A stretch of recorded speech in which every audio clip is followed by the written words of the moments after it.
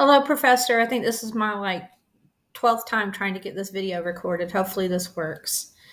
My article is Leveraging Read Alouds for Mathematical Connections by Sandra Linder and Amanda Bennett. My prompt was, what are some of the tips connecting literature to math? You can use literature as a springboard into the world of math. It allows children to be interactive with a story, counting, grouping, adding, subtracting, multiplying, and dividing. Characters in a story can help a child connect them to math through a story or imagination.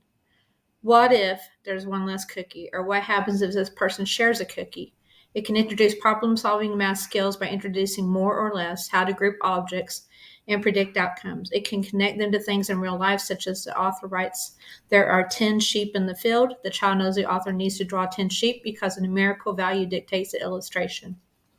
How can the 5E model support literature? The 5E model, when using the system, teaches students how to solve math problems and educators how to introduce the math concept. In Engage, we're asking for inquiry. What do they notice? What do they feel? What do they see in the book? In Explore portion, they're starting to evaluate the story. There's 10 trucks. There's this many pink trucks, this many blue trucks, this many red trucks. In the Explain portion, we're going to see the strategies that they used and how they decided to put those into categories, or how they came up and start putting numerical values to the pictures. In Extend, we're going to ask them what happens if we change the story and we add more purple trucks, or we add more, black trucks or something, and how that changes the numerical value of a problem. In Evaluate, we're going to go back and check our answers, see if they understand the concepts, see if they understand how they could use this in another book.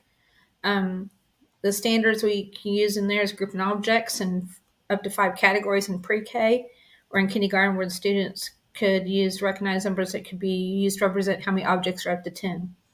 The 5E method can be used to teach any literature that has anything that can represent a numerical value.